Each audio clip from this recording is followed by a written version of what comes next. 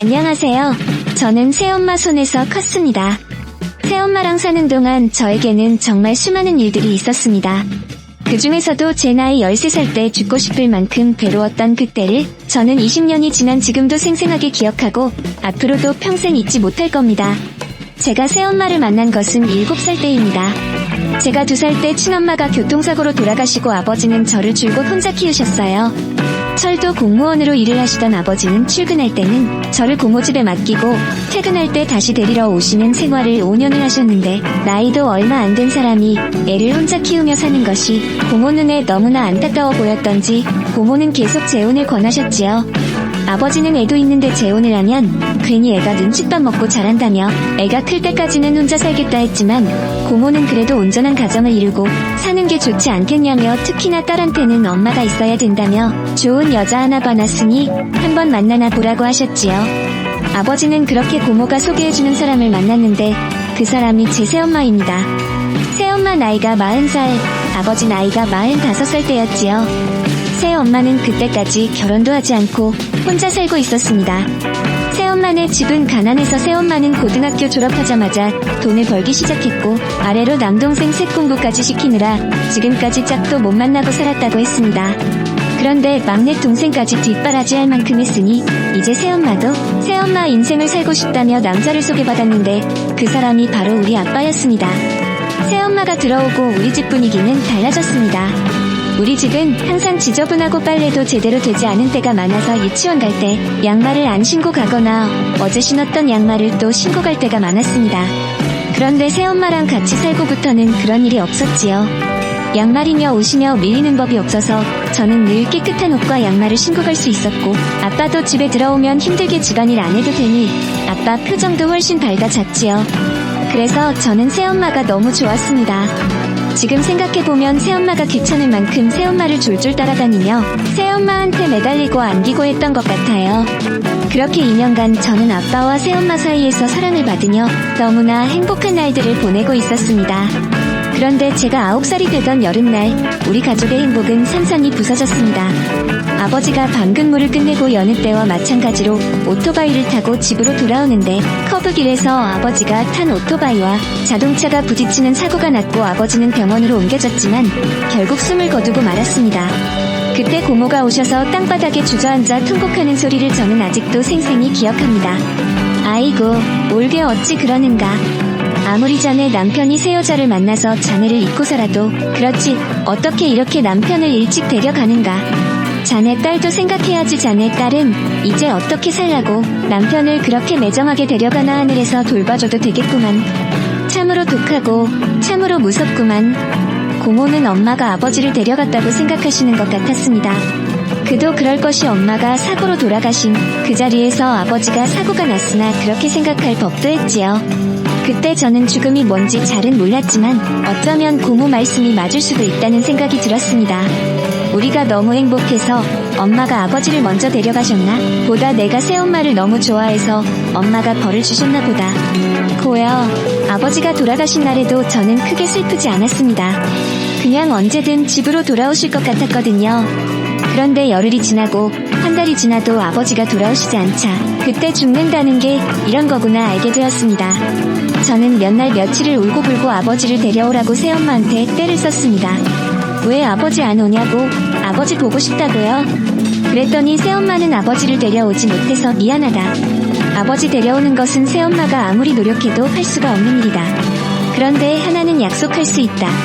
내가 아버지를 데려오지는 못하지만 네가 클 때까지 아버지까지 다해서 너를 지켜줄 수는 있다. 그러니 새엄마하고 잘 살아보자. 그래야 아버지가 하늘에서 보시고 힘하신다. 그때 새엄마는 저를 안고 몇 날 며칠을 달래셨어요. 새엄마가 우는 저를 달래셨지만 아마도 아버지가 돌아가시고 더 슬픈 사람은 제가 아니라 새엄마였을 겁니다. 그때 새엄마는 아기를 임신해 있었으니까요. 아버지가 돌아가시던 해 겨울 동생이 태어났습니다. 제 눈에도 동생은 너무나 작고 귀여웠습니다. 그리고 엄마도 동생을 너무나 예뻐하셨지요. 저는 그게 싫었습니다.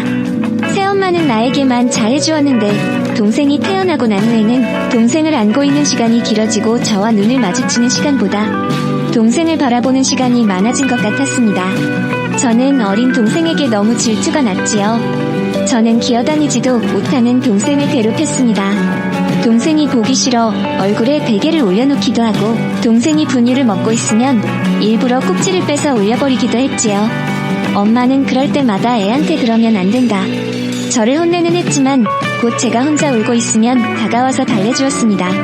아까는 엄마가 혼내서 미안하다. 동생이 어려서 엄마가 자주 안아주고 자주 돌봐주는 것이지 사실은 너를 더 사랑한다. 엄마한테는 우리 큰딸이 최고다. 그 말이 진심이 아니라는 건 그때도 알고 있었습니다. 동생은 엄마가 낳은 딸이고 저는 아니니까요. 그래도 저는 그 말을 믿고 싶었습니다. 엄마는 나를 더 사랑한다. 엄마가 동생을 안아주고 있지만 사실은 나를 더 안아주고 싶어 할 것이다. 그렇게 우리는 조금씩 한 가족으로 자리 잡아갔습니다. 새엄마는 저와 동생을 데리고 살아가기 위해 한동안 쉬었던 도배사 일을 다시 시작했습니다. 고등학교 졸업하고 나서부터 배우기 시작한 도배 일이라 새엄마는 주변에서도 알아주는 새엄마가 도배를 하러 나가면 동생과 저는 집에서 새엄마가 차려놓은 밥을 먹고 숙제도 하고 동생도 돌보며 그렇게 지내고 있었습니다. 집에 아이만 둘 있으니 새엄마는 늘 그게 신경이 쓰여서 일하러 나가실 때마다 불은 손대지 말아라. 냉장고에 있는 음식만 꺼내 먹어야 된다. 절대 라면은 네가 끓여 먹으면 안 된다. 빨리 일 마치고 어두워지기 전에 오겠다. 동생 아무거나 집어먹는지 잘 봐줘라. 신신당부를 하고 나가셨어요. 그래서 새엄마는 일이 마치가 무섭게 집으로 달려오셨어요. 그러던 어느 날 새엄마 동생이라는 사람이 찾아왔습니다. 새엄마의 막내 동생이라고 하더군요.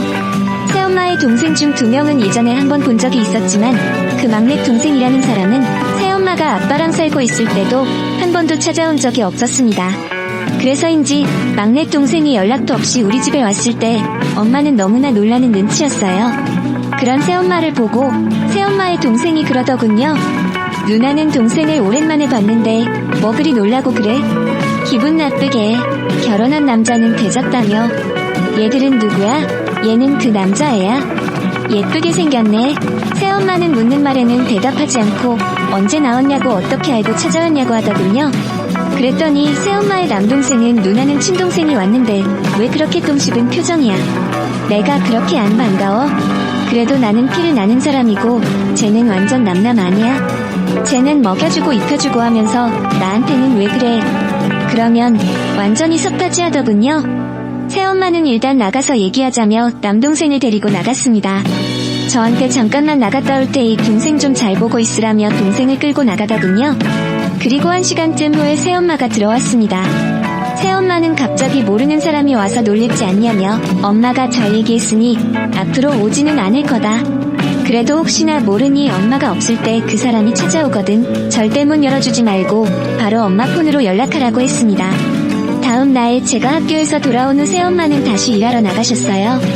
제가 동생이랑 같이 있는데 전날 왔던 새엄마의 막내 동생이 찾아왔습니다.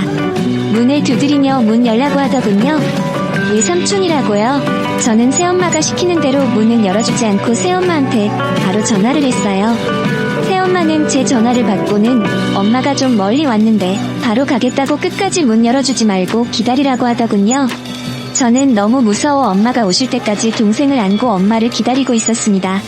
제가 문을 안 열어주고 있으니 밖에서 욕을 하면서 뭐라고 하더니 창문이 잠기지 않은 것을 알고 창문을 뛰어넘어 방으로 들어왔습니다. 저는 너무 놀라서 무서워 그 사람을 쳐다보고 있으니 야 이 쌍더 내가 몇 번이나 문 열라고 했는데 왜 문을 안 열어? 지나가는 사람들이 자꾸 쳐다보잖아 하더군요. 그러더니 방에 벌렁 들어 눕더니 아 힘들어 죽는 줄 알았네. 더 일로 와서 내 다리 좀 주물러봐 하더군요. 제가 다가가지 않고 가만히 있으니 샹 빨리 안 와. 우리 누나 딸도 아닌 게 누나 옆에 붙어 살면 말이나 잘 들어야지. 좋은 말 할 때 빨리 와서 다리 주물러라 하면서 동생을 안고 있는 제 손을 확 잡아당겨서 그 사람 허벅지에 제 손을 올렸습니다. 그러고는 허리 벨트를 풀더니 빨리 주물러 하고는 눈을 감았습니다. 저는 너무 무서워 그 사람이 시키는 대로 다리를 주무르기 시작했습니다. 그랬더니 더 세게, 더 위로 자꾸 이상한 요구를 했습니다. 저는 그 자리에서 얼음이 된 듯 같은 자리만 꾹꾹 누르고 있으니 갑자기 제 손을 잡고서는 자신의 그곳을 만지게 했습니다. 저는 너무 소름 돋고 무서워 무조건 싹싹 빌고 울면서 잘 못했습니다. 잘 못했습니다 했지요. 제가 동생도 옆에서 따라 울었습니다. 저는 동생을 끌어안고 울고 있는데 그 남자는 옷을 벗기 시작했습니다. 저는 너무 무섭고 끔찍해서 눈을 꼭 감았습니다. 저는 동생을 끌어안고 우는 것밖에 아무것도 할 수 없었지요. 그랬더니 그 사람이 저한테 다가오더니 제 머리를 쓰다듬으며 왜 울어? 아저씨가 예뻐해주려고 하는데 하면서 저한테 몸을 가까이 갖다 댔습니다. 저는 소리를 있는 대로 질렀고 그 사람이 조용히 하라며 제 입을 틀어막았어요. 커다란 손이 제 입을 틀어막을 곧 죽을 것 같고 숨도 쉴 수 없었지요. 그때 누군가 방문을 열고 들어오더니 떨어져 하더군요. 저는 고개도 들지 못하고 엉엉 울고 있는데 엄마가 다가와 괜찮아 하며 제 얼굴을 살폈습니다. 저는 엄마를 보자더서럽게 울었지요. 엄마는 저를 보고 미안하다 미안해 이 엄마가 너를 두고 가는 게 아닌데 너무 미안하다 하면서 저와 동생을 끌어안고 달래주었지요. 엄마가 저를 달래는 동안 그 남자는 자 바지를 끌어올리며 뭐야 누나 왜 이렇게 일찍 왔어?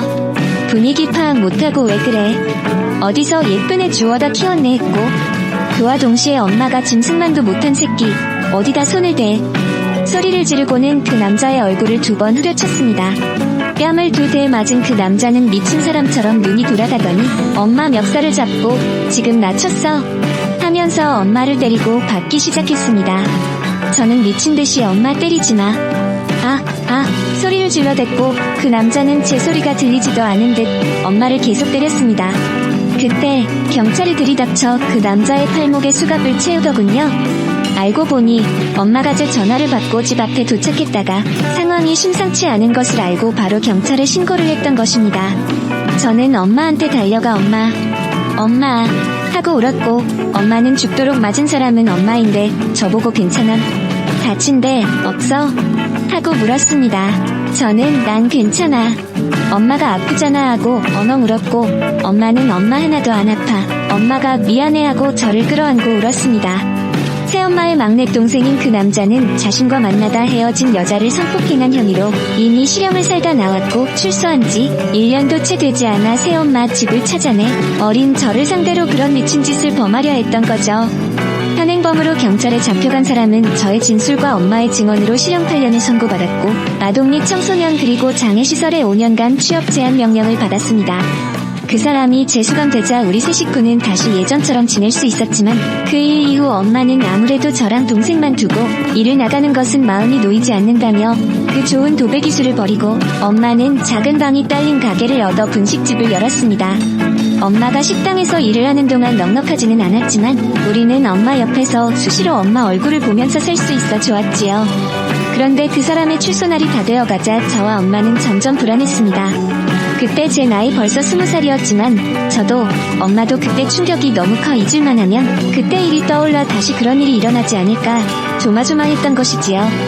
엄마는 아무래도 이 분식집을 접어야겠다며 언제 그놈이 다시 나타날지 모른다며 분식집을 내놓고 그곳을 떠날 준비를 했지요. 그런데 그 분식집이 워낙 작은 데다 손님도 그렇게 많은 곳이 아니라 분식집을 보러 오는 사람이 거의 없었습니다. 그러던 어느 날 전화가 걸려왔습니다. 병원이라고 하더군요. 000 보호자분도시냐고 000씨가 교통사고를 당해 병원으로 왔는데 현재 의식이 없는 상태이고 위험한 듯하니 빨리 보호자분이 와보셔야겠다고요. 전화를 받은 엄마는 넋이 빠진 듯 한참을 앉아있다. 병원에 가봐야겠다며 저와 동생을 두고 혼자 병원으로 가셨습니다. 그리고 다음 날 아침 엄마한테 연락이 왔습니다. 그 놈이 벌받은 모양이다.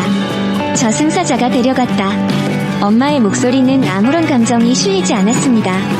동생이 죽었다는 충격과 함께 마음 졸이며 이사를 가지 않아도 된다는 안도감이 함께 밀려온 듯 했습니다. 엄마는 두 남동생에게도 연락해 가족장으로 간단히 장례를 치르고 집으로 돌아왔습니다.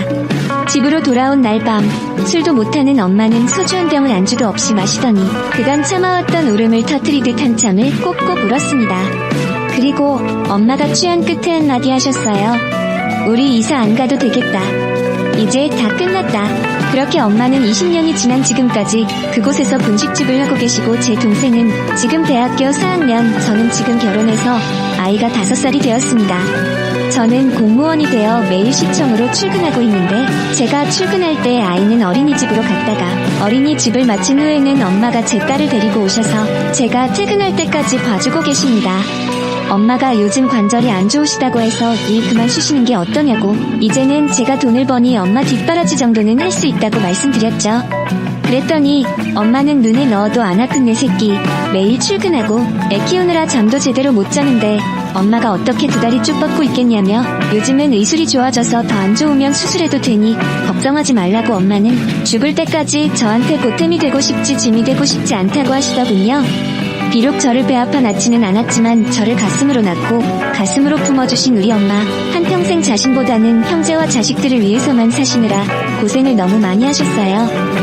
그래서인지 또래분들에 비해 많이 늙어 보여서 엄마 얼굴에 팩이라도 하자며 얼굴에 팩을 발라드리면 이거 바르고 있으면 너처럼 예뻐지는 거야? 하시며 좋아하십니다. 제가 평생을 갚아도 갚지 못할 우리 엄마 은혜 두고두고 효도하며 살 테니 우리 엄마는 그저 건강하게 오래오래 사셨으면 좋겠습니다. 엄마 사랑합니다. 안녕하세요.